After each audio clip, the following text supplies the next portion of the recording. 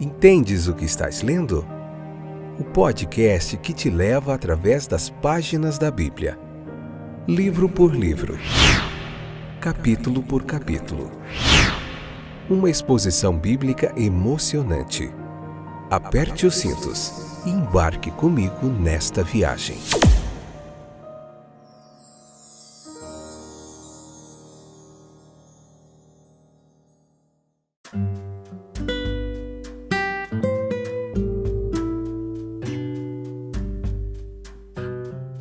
Olá, estou de volta, sou o Fábio, para trazer para você conteúdo bíblico de qualidade a um simples toque de sua mão no celular, um simples toque do seu dedo no celular.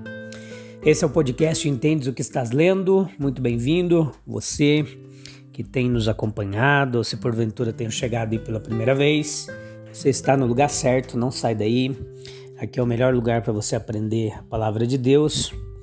Alguns anos atrás nós nem pensaríamos nessa possibilidade de ter um acesso ao conteúdo de qualidade, um ensino bíblico claro, simples, aí no seu celular, na sua casa, pertinho de você. Vamos lá então. Hoje nós vamos continuar João capítulo 8, a parte 2, episódio número 111 da segunda temporada. Vamos lá aprender mais um pouquinho hoje sobre Jesus, a luz do mundo que brilha radiantemente. Quando a luz do Senhor Jesus Cristo vem em toda a sua plenitude, a noite passa de nossa vida. Há uma escuridão que não é banida com o raiar do dia, a menos que Jesus a expulse. E se Jesus fica conosco, então há uma luz que não vai desaparecer com o pôr do sol.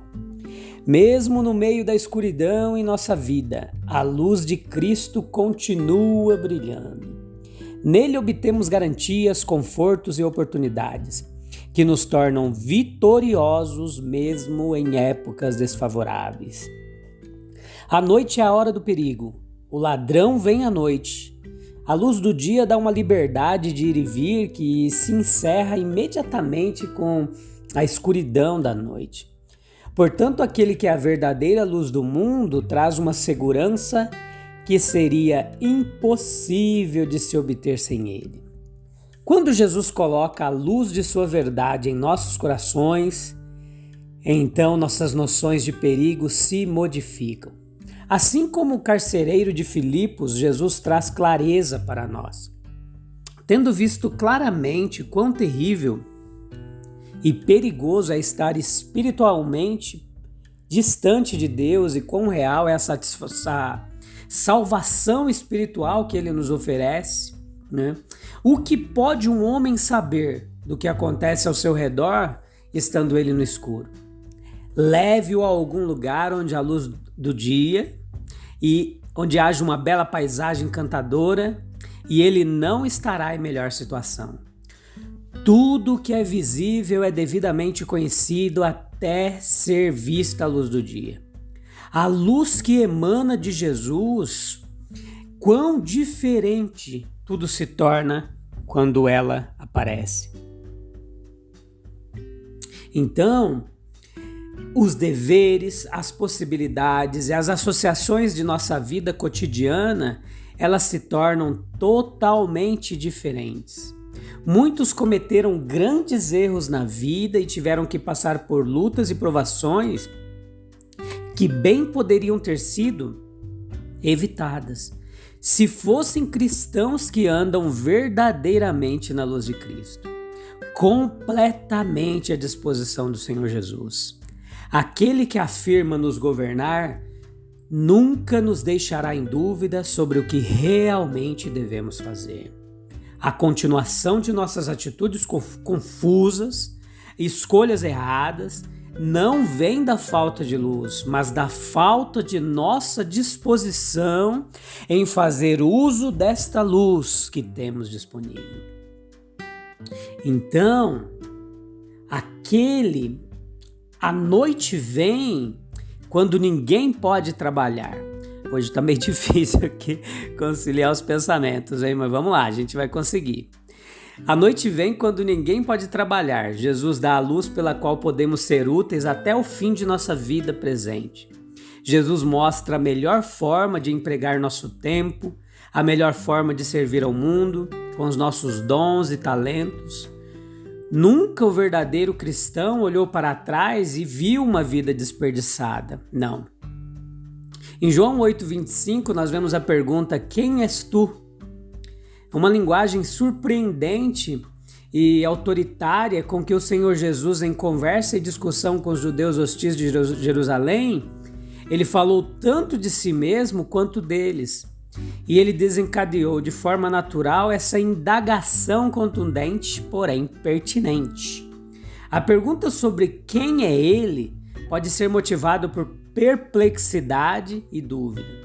Muitos em nossos dias têm ouvido primeiro uma e depois outra explicação da natureza, da missão de nosso Senhor, até que as mentes deles ficaram totalmente confusas e não sabiam o que pensar a respeito dele. É bom que tais almas perturbadas se dirijam ao próprio Senhor e, negligenciando tudo o que os homens dizem a respeito dele, devam séria e sinceramente perguntar a ele: quem és tu? Alguns fazem essa pergunta para a satisfação de suas necessidades espirituais, vivificados da morte espiritual e vivos para a sua própria incapacidade de salvar a si mesmos. Tais inquiridores fervorosos dirigem-se a Cristo na esperança de encontrar nele um divino Salvador e amigo. De seu coração oprimido e ansioso vem a súplica por uma revelação graciosa. Não tanto para resolver uma dúvida especulativa, mas para satisfazer uma necessidade prática e um anseio interior. Eles vêm a Jesus com um grito suplicante: quem és tu? A desatenção, o preconceito ou a malícia podem, de várias maneiras, responder à pergunta proposta, mas nenhuma dessas respostas pode ser considerada digna de nossa consideração. Mas o estudante sincero do caráter e da vida de Cristo, ele chega a conclusões que, embora em si mesmas incompletas e insuficientes, são, até onde sabemos, razoáveis. Jesus é o homem irrepreensível, o mais santo e humilde de quem a história humana testemunhou. Somente Jesus é o modelo perfeito de benevolência e devoção ao bem-estar dos outros. Ele andou fazendo bem e seu ministério não foi apenas uma repreensão ao egoísmo humano, foi uma inspiração para a beneficência abnegada.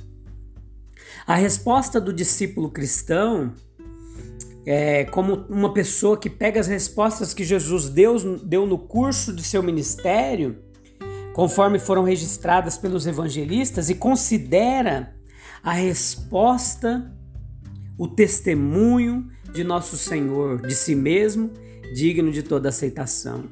Portanto, a sua resposta é a do próprio Cristo. Segundo este princípio, o cristão acredita que Jesus é o Filho de Deus, que, de acordo com suas próprias declarações, mantinha uma relação com o Pai que era totalmente única. O Salvador e amigo do homem que deu sua vida em resgate por muitos, morrendo para que os homens vivessem em Deus para sempre. O Senhor e juiz do universo, com poder e comissionado para reinar até que todos os inimigos estejam sob seus pés. Em 8,31 ele fala sobre os meus discípulos, né? E ensinar e aprender são as condições da vida intelectual e moral da humanidade. Todos os homens que vivem fazem as duas coisas, e os homens bons fazem as duas coisas muito bem. Cristo foi reconhecido como mestre, um rabino hebreu, até mesmo um profeta. Mas os iluminados sabiam que ele era o mestre da humanidade. É um testemunho do seu ministério, nos seus sermões, nas suas parábolas, nas suas conversas, nos seus discursos. Como mestre, ele era sábio, vencedor, paciente. A sua vocação de ensino ele continua a cumprir ao longo da história da humanidade. Ele ainda está sempre ensinando homens que estão preparados para aprender com ele. E aqueles que o conhecem primeiro como mestre, passam a conhecê-lo depois nos outros grandes ofícios mediadores que ele sustenta para o homem. Como os fariseus tinham os seus discípulos também, como João tinha os seus discípulos, o profeta de Nazaré ele reuniu ao seu redor aqueles que eram dóceis e simpáticos, comunicou-lhe sua verdade e concedeu-lhe seu espírito. E assim, os 12 ou 70 aprenderam sobre ele. Onde quer que fosse, Jesus fazia discípulos. Mulheres como a mulher de Samaria e Maria de Betânia, estudiosos como Nicodemos, pessoas consideradas socialmente inferiores como Zaqueu. E após a ascensão de nosso Senhor, discípulos se tornaram uma designação comum do povo cristão, tanto quanto santos ou irmãos, e com justiça permanente, assim por toda essa dispensação espiritual. O próprio Cristo sempre foi sua lição principal, muito maior do que qualquer palavra pode incorporar e transmitir.